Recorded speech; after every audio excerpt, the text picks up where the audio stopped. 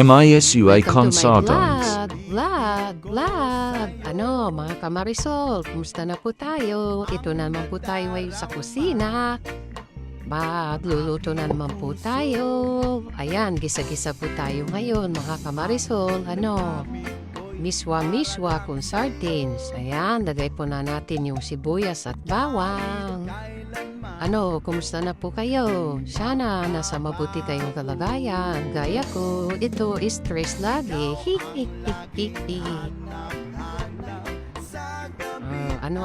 Burk ni mayat tilangana dati lulutong tayo manin. Maganda itong itsura ng ating niluluto. Abay, nahuhuli na lang po ako.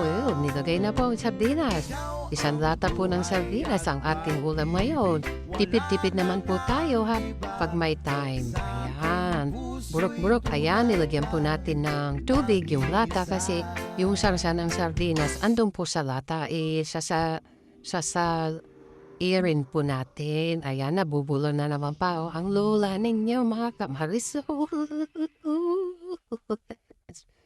Ano ba yan? Ganito talaga, matatanda na pabulol-bulol ng salita at alam naman ninyo ang lola nyo, gurang na. Ayan, kumukulo na ang ating niluluto, ang ating recipe ngayon. Sana magustuhan po niya. Lagyan po natin ng tak-tak-tak. Alam na po ninyo yung tak-tak-tak. Ajinomoto. Ayan. Nahuli na naman po ang lulat. Nabubulo na po sa salita din. Nilagay na natin yung miswa. 3 supot po ng miswa ang ating nilagay para malasa. Ayan. Sarap naman ng pagkain na yari. Para sa masa po, pwede rin sa mayaman, pwede sa mahirap. Kahit saan, pwede. Kasi kumakain naman lahat sila. Ayan, sana magustuhan po ninyo itong miswa kung sardinas at dahon ng malunggay. Burok-burok na kumukulo na po ang ating niluluto, mga kamarisol. Ano na ang balita sa inyo? Binagyo po ba kayo?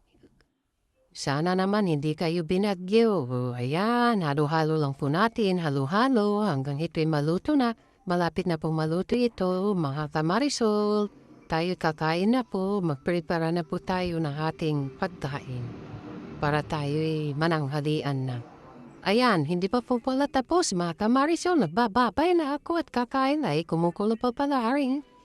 Buruk-buruk pa pala itong video ko, hindi pa pala natatapos. Ay, nako, puro palpag naman na rin pinagsasabi ko pero kahit ganun po. God bless and bye-bye po sa atin lahat. Bye!